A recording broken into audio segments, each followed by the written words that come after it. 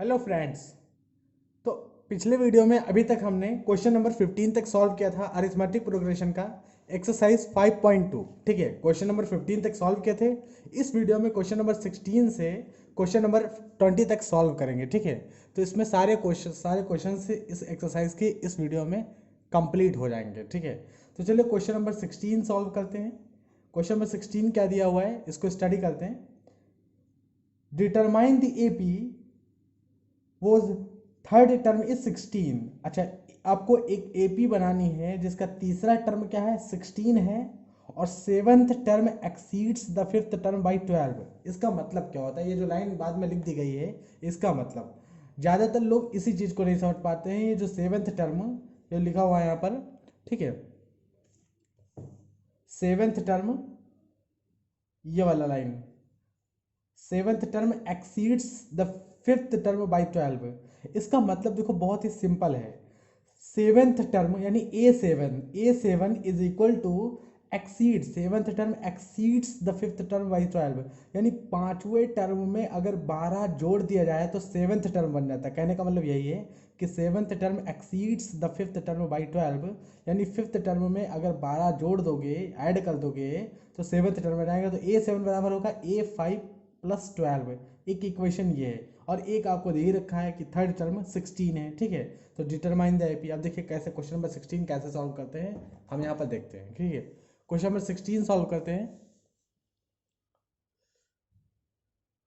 तो देखिए हमारे पास जो इन्फॉर्मेशन दी गई है उसी को यूज करके हमें क्वेश्चन नंबर 16 सॉल्व करना है।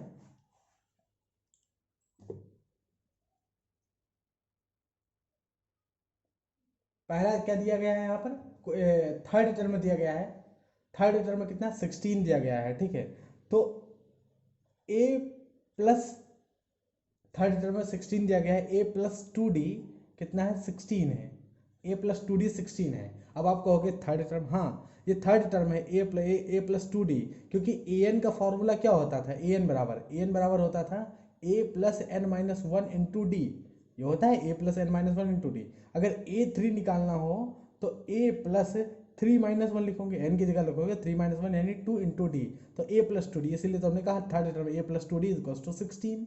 और दूसरा है कि seventh term exceeds the fifth term by 12। यानी जो सेवंथ टर्म है दूसरी, ये पहली इंफॉर्मेशन है। दूसरी इंफॉर्मेशन है कि सेवंथ टर्म, ठीक है, exceeds the fifth term by 12, यानी फिफ्थ टर्म लिखा और फिफ्थ टर्म को 12 से हमने बढ़ाया तो सेवंथ टर्म मिल गया। ये दूसरी इंफॉर्मेशन आपको दी गई है। अब यहीं से आपको एपी बनानी है। ठीक है, डिटरमाइन द एपी, एपी आपको सॉल्व करनी है। तो यहाँ पर A7 बराबर किसके है, A7 बराबर है A5 प्लस 12 के। अब देखो यहाँ पर बहुत सिंपल है कि AN बराबर होता है A plus N minus one into D.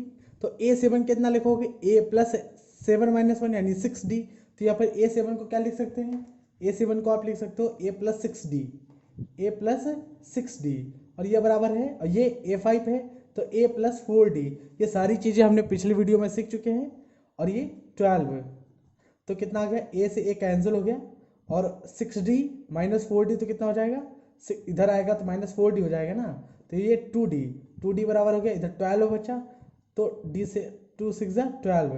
तो D की वैल्यू कितनी आ गई 6 आ गई। ठीक है, D की वैल्यू इधर डिवाइड मल्टीप्लाई इधर जाएगी, डिवाइड में इधर, D की वैल्यू 6 आ गई। D की वैल्यू 6 आ गई। ये D की वैल्यू जो है आप उठा के इसमें पुट कर दो। ठीक है, इक्वेशन नंबर 1 में पुट कर दो, इस डी की वैल्यू को यहाँ पर पुट कर दो। ठीक है, इक्वेशन नंबर 1 में डी की वैल्यू पुट कर दो तो देखो ए की वैल्यू मिल जाएगी। ठीक है, ए की वैल्यू मिल जाएगी। इक्वेशन नंबर 1 में डी की वैल्यू पुट करते हैं तो ए प्लस 2, और डी की जगह क्या रखेंगे, डी की जगह रखेंगे 6, क्योंकि डी की वैल्यू 6 आई है ना, तो यहाँ पर 6 रखेंगे। ठीक, ये 16 आ गया तो 6 दूनी 12। ठीक है, तो ए की वैल्यू कितनी आ गई, ये 6 दूनी 12 है, 12 उधर जाएगा तो माइनस का, तो 16 माइनस 12। तो ए की वैल्यू कितनी आ गई, ए की वैल्यू आ गई 4। अब देखो बहुत सिंपल है, डी की वैल्यू 6 है, ए की वैल्यू 4 है। अब ए पी लिखना कितना सरल है। ए पी लिखने के लिए मिनिमम क्या रिक्वायरमेंट होनी चाहिए, आपको ए पता होना चाहिए, डी पता होना चाहिए। तो ए हमें पता है 4, ठीक है, पहला टर्म, और डी कॉमन डिफरेंस इसी में ऐड कर देते हैं। तो 6 अगर ऐड करोगे, डी कॉमन डिफरेंस है, 6 ऐड करोगे 4 में तो 10 बन जाएगा, फिर 6 ऐड करोगे तो 16 बन जाएगा, फिर 6 ऐड करोगे तो 22 बन जाएगा, फिर 6 ऐड करोगे तो 28 बन जाएगा। तो इस तरह से ये ए पी बन जाएगी। और आपसे क्या पूछा है, अरे क्वेश्चन नंबर 16 में तो यही पूछा है ना कि ए पी बनाओ आप। एपी बताओ, तो डिटरमाइन द एपी, तो यही एपी बनेगी, तो यही हमारा आंसर हो गया। ठीक है, तो ये हमारा रहा क्वेश्चन नंबर 16। अब बात करते हैं हम अगले क्वेश्चन की, क्वेश्चन नंबर 17 के बारे में। तो क्वेश्चन नंबर 17 है, find the 20th term from the last term of an AP 3, 88, 13 and 253 आखिरी टर्म दिया गया है। अच्छा, इसका देखो 20वां टर्म पता करना है, 20th टर्म पता करना है, और आखिरी से फ्रॉम द लास्ट टर्म, ये देखो यहाँ पर लिखा हुआ है ना कि 20th टर्म आपको पता करना है, लेकिन फ्रॉम द लास्ट टर्म, ये देखिए लास्ट टर्म। इस तरह का क्वेश्चन हम एग्जाम्पल में सॉल्व कर चुके हैं। कौन से एग्जाम्पल में? एग्जाम्पल नंबर, इस तरह का क्वेश्चन हमने एग्जाम्पल नंबर 8 में सॉल्व किया है। एग्जाम्पल नंबर 8 में हमने इस तरह का क्वेश्चन सॉल्व किया, एग्जाम्पल नंबर 8 में। ठीक है, और एग्जाम्पल नंबर 8 में जब हम ये क्वेश्चन सॉल्व कर रहे थे तो बहुत अच्छे से डिटेल्ड में हमने समझा था इस क्वेश्चन को। तो हम इस क्वेश्चन को एक्सरसाइज में नहीं सॉल्व करेंगे। ठीक, हम इस क्वेश्चन को, ये आपके लिए होमवर्क होगा। अब हम अगला क्वेश्चन सॉल्व करेंगे, क्वेश्चन नंबर 18। क्वेश्चन नंबर 17 हम सॉल्व कर चुके हैं, क्वेश्चन नंबर 18 चलिए देखते हैं क्या है question number 18। The sum of the fourth and eighth term of an AP is 24 and the sum of the sixth and 10th term is 44। यानी चौथे और आठवें टर्म के एपी का सम कितना है? 24 है, और छठवें और 10वें टर्म के एपी का सम 44 है। तो find the first 3 term of an AP. बहुत ही सिंपल क्वेश्चन है, देखिए क्या कह रहा है, हम इसको सॉल्व करके दिखाते हैं, फिर देखिए, फिर आपको पता चलेगा ये कितना सिंपल क्वेश्चन है। क्वेश्चन नंबर 18 अब सॉल्व करेंगे। ठीक है, तो क्वेश्चन नंबर ये 17 नहीं 18 सॉल्व करेंगे। ठीक है, क्वेश्चन नंबर 18 सॉल्व कर रहे हैं अब हम। तो यहाँ पर सबसे पहले क्या बताया गया क्वेश्चन नंबर 18 में? The sum of the fourth and eighth term of an AP is 24। यानी चौथे टर्म और आठवें टर्म का जो सम है वो कितना दिया गया है?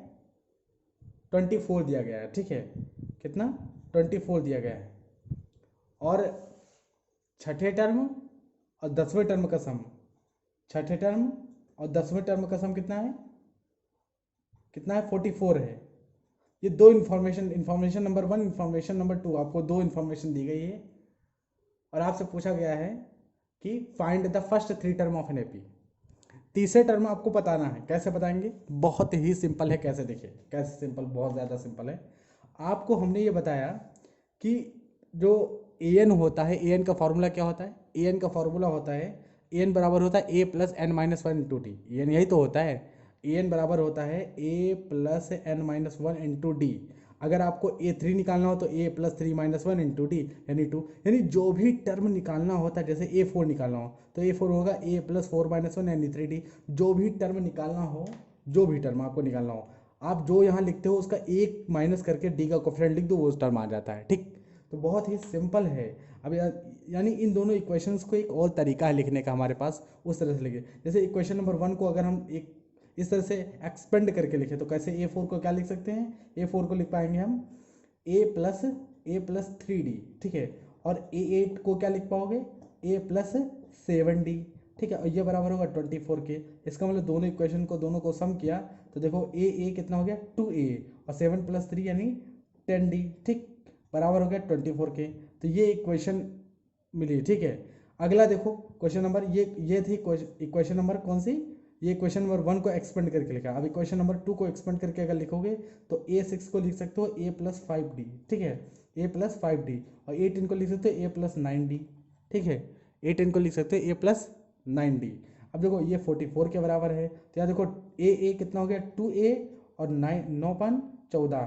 ठीक है, 14D। ठीक है, 14D, और ये 44 के बराबर है। तो ये इक्वेशन नंबर जो है दूसरी एक्सपेंड करके होगी। अब हमें जो मेन इक्वेशन जिनको हमें हैंडल करना है वो ये है, ये और ये। इनको सॉल्व कर सकते हैं हम, और यहाँ से ए और डी की वैल्यू मिल जाएगी। आपसे सवाल में पूछा है कि आपको एपी के पहले 3 टर्म आपको बताने हैं। तो चलिए देखिए सॉल्व करते हैं।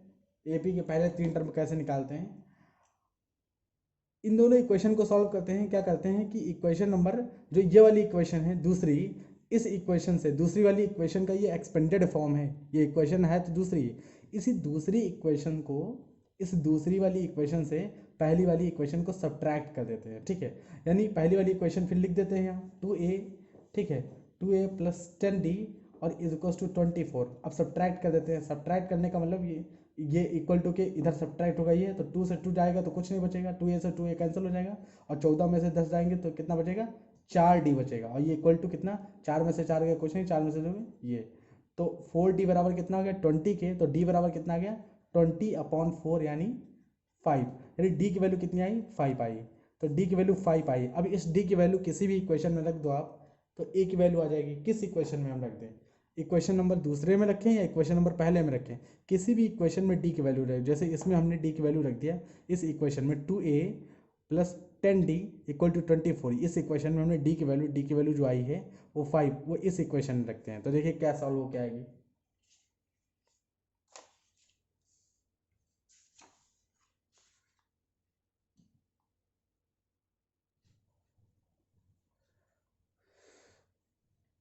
तो d की वैल्यू किस इक्वेशन में, इक्वेशन नंबर 1 में हमें पुट करनी है, ठीक है। d की वैल्यू इक्वेशन नंबर हमें 1 में पुट करनी है। 2a plus 10d equal to 24 है इक्वेशन नंबर 1, इसी में d की वैल्यू पुट करते हैं। तो इक्वेशन नंबर 1 है 2a plus 10d is equal to 24, इसी में d की वैल्यू जो 5 निकली वो इसी में पुट करते हैं। तो 2a प्लस 10 इंटू 5 डी की वैल्यू और ये 24 है, ठीक है। तो कितना आ गया, ए की वैल्यू हम निकालना कितना सरल है, आप देखो 2a बराबर है 24 और 10 बचे 50, तो इधर आएगा तो 50 माइनस का हो जाएगा, ठीक, 50 माइनस का हो जाएगा, ठीक है। तो अब यहाँ माइनस करते हैं, तो ये 6 आया और ये 4 में से दोगे 2, ये माइनस का 26 आया और ये 2a आया। तो a की वैल्यू कितनी आ गई माइनस का 13, ठीक है, a की वैल्यू आ गई माइनस का 13। अब आप कहोगे माइनस का 13 कैसे, अरे ये 2a है, जब 2 को इधर लाओगे तो ये डिवाइड में हो जाएगा, 2 से जब 26 को डिवाइड करोगे तो 13 आएगा, वही है, ठीक है। तो a की वैल्यू 13 है।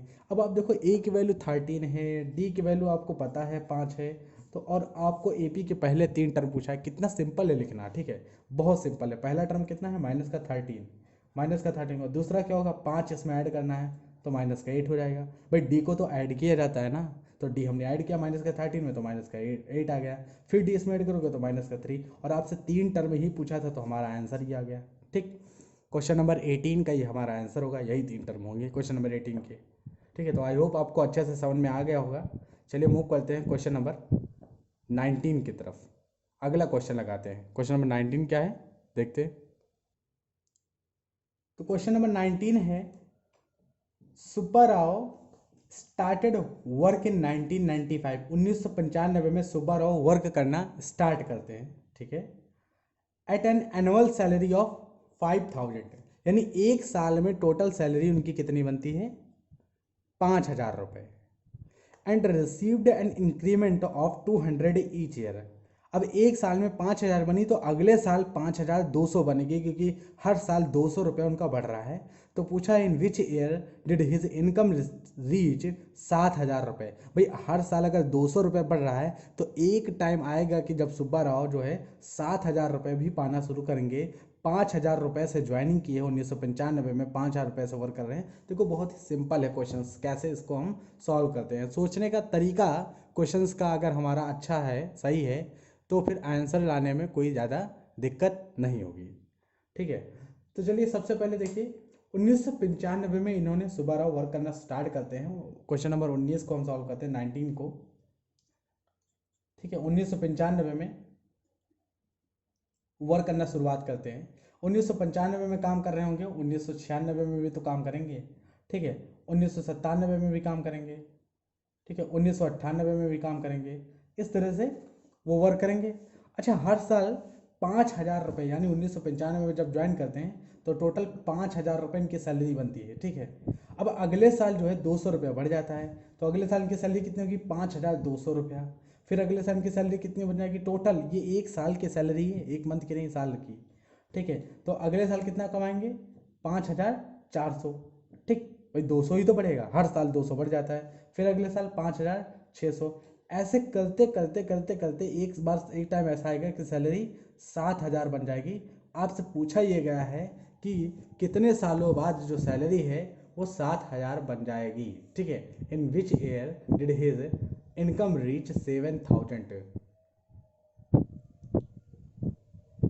ठीक है, तो चलिए बहुत ही सिंपल क्वेश्चन है। आप देखो ना कि इस इनकम को आप जरा ऑब्जर्व करो, ये जो इनकम आप दी जा रही है इस इनकम को ऑब्जर्व करो, तो ये एक एपी है, अरिथमेटिक प्रोग्रेशन है, और जिसका कॉमन डिफरेंस 200 है क्योंकि 200 से ही बढ़ रहा है। ठीक है, तो अगर ये एपी है जिसका पहला टर्म कितना है, पहला टर्म है 5,000 है, पहला टर्म 5,000 है, कॉमन डिफरेंस क्या है, तो दूसरे टर्म से पहले टर्म को माइनस करने पर कॉमन डिफरेंस आता है। तो 5200 में से अगर आप 5,000 माइनस कर दोगे तो कितना आएगा, 200 ही आएगा। अरे 200 जब ऐड कर रहे हो तो 200 आएगा ही आएगा। ठीक है, तो ए इतना है, डी इतना है। ठीक है, और आखिरी टर्म कितना है, 7,000 है, यानी ए एन जो है वो 7,000 है। ए एन आपका कितना है, 7,000 है। अब आपको बताना यह है कि एन की कौन सी वैल्यू पर ये 7,000 आएगा। तो ए एन बराबर होता है a plus N minus one into d, यही तो होता है, a plus N minus one into d. A n है 7,000, 7,000 बराबर है 5,000 plus N minus one into d यानी 200। ठीक है, 200 है, 200, 2,000 नहीं 200। ठीक है, तो अब देखिए 7,000, 5,000 इधर आएगा तो 2,000 बचेगा, 7,000 में से 5,000 माइनस हो जाएगा तो 2,000 बचेगा, और ये बराबर हो जाएगा। ठीक है, 2,000 और ये 200 एन माइनस 200, ये अंदर लेके चले गए हैं। ठीक है, 200 को अंदर लेके चले गए तो 200 एन माइनस 200, 200 इधर आएगा तो कितना हो जाएगा, ये 200 उधर लाओगे तो ये 2,000 है, और 200 इधर लाओगे तो ऐड हो जाएगी क्योंकि इधर सब्ट्रैक्ट है का साइन लगा माइनस का, तो इधर आएगा प्लस हो जाएगा, यानी ये 2200 हो जाएगा। क्या, 2200 हो जाएगा, और ये 200 एन है। ठीक है, 2 जीरो से 2 जीरो ये कैंसिल, और एन की वैल्यू आ गई 22/2, यानी 11 आ गई एन की वैल्यू, यानी एन की वैल्यू 11 आ गई। 11वें साल पर इनकी जो सैलरी होगी वो 7,000 बन जाएगी। एन की वैल्यू कितनी आ गई, 11 आ गई। तो सुब्बा राव की सैलरी जो 7,000 बता रहे हैं बनेगी, वो 11वें साल पे जाके बनेगी। ठीक है, तो इस सवाल का आंसर है कितना, एन इक्वल टू 11। ठीक है, चलिए आगे हम मूव करते हैं, क्वेश्चन नंबर 20 की तरफ मूव करते हैं। देखते हैं क्या question number 20। Ramkali saved, question number 20 है, Ramkali saved ₹5 in the first week of year, यानी साल के पहले सप्ते में वो ₹5 बचाती, and then increased her weekly savings by 1.75, और अगले सप्ते में ₹5 तो बचाती है, साथ में 1.75 और बचा लेती है, और फिर अगले सप्ते में फिर 1.75 बढ़ा देती है, यानी हर सप्ते 1.75 बढ़ा रही है। तो पूछा है if the nth week her savings becomes 20.75, find N. तो एन की वैल्यू बतानी है। जिस तरह से हम क्वेश्चन नंबर 19 को सॉल्व किए हैं बिल्कुल सेम उसी तरह से ये क्वेश्चन सॉल्व होगा, बिल्कुल सेम। ठीक है, चलिए देखिए पहले टर्म क्या होगा, पहले साल के पहले सप्ते में ₹5 बचाती है। ठीक है, और फिर अगले बार जो है 1.75 से इंक्रीज कर जाता है, तो अगले सप्ते में 1.75 अगर इसमें आप ऐड करोगे तो कितना आएगा, 6.75, यानी जो अगले सप्ताह है वो 6.75 बचाती है। इसके बाद 6.75 में 1.75 ऐड करोगे तो कितना बनेगा, तो 1.75 अगर यहाँ पर ऐड करोगे तो तीसरा टर्म क्या बनेगा, तो अगली बार जब इसमें 1.75 ऐड करोगे तो 1.8.8.75। ठीक है, 8.75 नहीं 8.5, 6 से 1.75 ऐड करोगे तो 7 7 14 15 7 7 14 15, हाँ 8.5 बनेगा। ठीक है, और अगले बार फिर 1.75 बचाएगी, 1.75 फिर बचाएगी, तो अगर 1.75 बचाएगी तो कितना बनेगा ये 10.25। ठीक है, 10.25, ये 8.5 है, 10.25 इतना बन जाएगा। ऐसे बचाते बचाते हर सप्ताह में मतलब बताया जा रहा है कि एक ऐसा सप्ताह भी आया जिसमें उसने जो है वीकली सेविंग जो है वो 20.75 बचाई। तो बताओ कौन सा सप्ताह ये रहा होगा, साल का कौन सा सप्ताह, यही तो पूछा है कि if in the nth week her weekly saving become इतने, तो वो फाइंड एन, तो nth वीक में यानी कौन से सप्ते में। तो देखिए बहुत ही सिंपल है, ये एक एपी है जिसमें 1.75 जो है वो बार बार जो है ऐड किया जा रहा है, तो डी हमारा कॉमन डिफरेंस 1.75 ही हो गया। भाई जो बार बार वही चीज़ ऐड की जाए वही कॉमन डिफरेंस होता है। तो इस एपी का पहला टर्म क्या है, इस एपी का पहला टर्म है 5। ठीक है, और कॉमन डिफरेंस क्या है, तो कॉमन डिफरेंस दूसरे टर्म से पहले टर्म को माइनस करोगे और दूसरे टर्म को हमने लाया है ये 1.75 ऐड करके, तो 1.75 ये कॉमन डिफरेंस हो जाएगा इस AP का। और आखिरी टर्म क्या है, तो आखिरी टर्म है यहाँ पर 20.75, आखिरी टर्म है 20.75। तो यहाँ से n की वैल्यू निकालनी है, तो an बराबर कितना हो जाएगा, an बराबर a plus n minus one into D, ठीक है। an कितना है, 20.75, ठीक है। और यह बराबर होगा a यानी 5 plus n minus one into D, D की वैल्यू है 1.75, ठीक है। तो देखिए 5 इधर लाते हैं, माइनस करते हैं, तो 20.75 में से अगर 5 माइनस करोगे तो कितना आएगा, तो ये आएगा 15.75 है, ठीक है। 15 आएगा, ये 5, 20 में से 15, हाँ 15.75, ठीक है। ये आ गया, ये देखिए। और आगे जो है, आगे हम यहाँ पर सॉल्व करेंगे, तो ये कितना आएगा, ये अंदर ले जाएंगे तो 1.75 n माइनस 1.75, ठीक है। जब इधर आएगा 1.75 तो ये ऐड हो जाएगा इधर, ठीक है।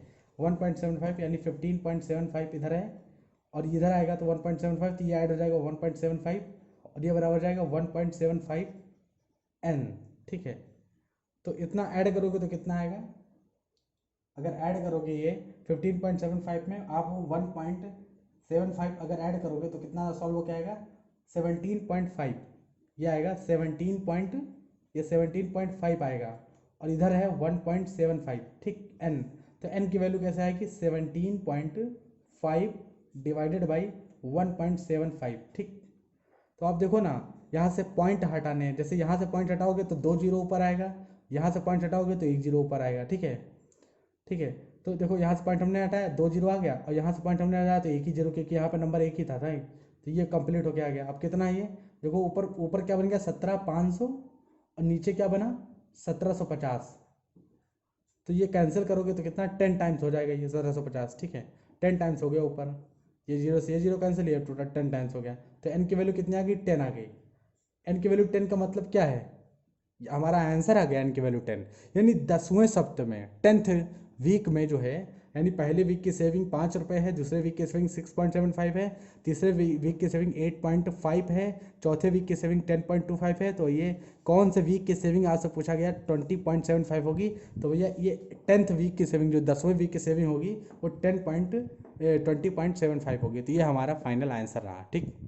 आई होप आपको ये क्वेश्चन समझ में आ रहे होंगे।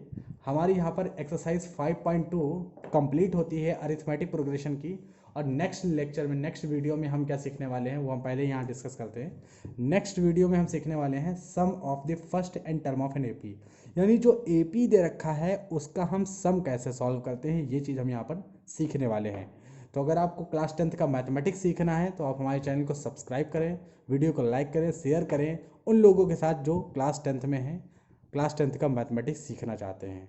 धन्यवाद।